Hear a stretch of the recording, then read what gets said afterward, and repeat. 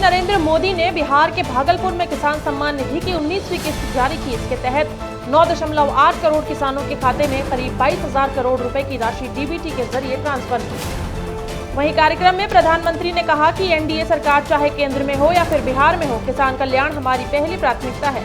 बीते दशक में हमने पूरी शक्ति से काम किया है। सोमवार को दिल्ली विधानसभा का सत्र शुरू हुआ। विजेंद्र गुप्ता विधानसभा अध्यक्ष बने हैं। इससे पहले प्रोटेम स्पीकर अरविंद सिंह लवली ने मुख्यमंत्री रेखा गुप्ता सहित सदन के अन्य विधायकों को विधानसभा सदस्य पद की शपथ दिलाई। वहीं इसके बाद महिलाओं को 2500 रुपए देने के मुद्दे पर आप विधायकों ने सरकार से जवाब मांगा और विधानसभा के बाहर भी प्रदर्शन किया।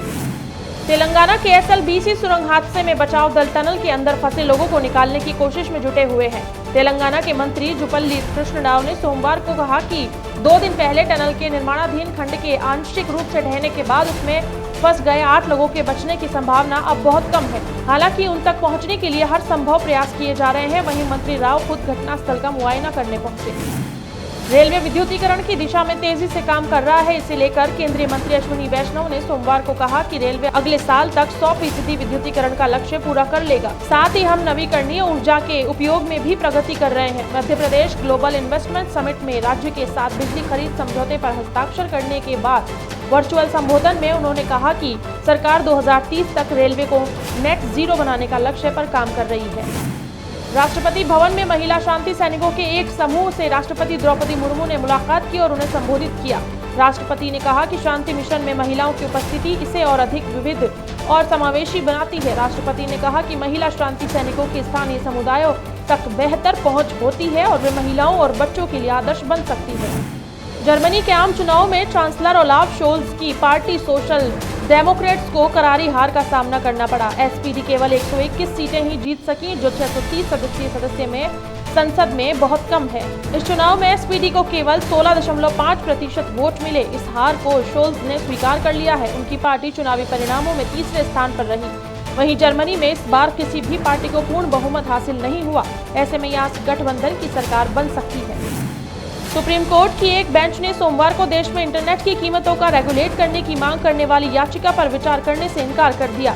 सीजेआई जस्टिस संजीव खन्ना और जस्टिस संजय कुमार की पीठ रजत नामक व्यक्ति की याचिका को खारिज करते हुए कहा कि यह एक फ्री मार्केट है। रक्षा मंत्री राजनाथ सिंह ने आईआईटी मंडी के 16वें स्थापना दिवस समारोह में शिरकत की। यहाँ उन्होंने छात्रों से रक्षा के क्षेत्र में एआई का इस्तेमाल करते हुए नए अनुसंधान करने का आह्वान किया।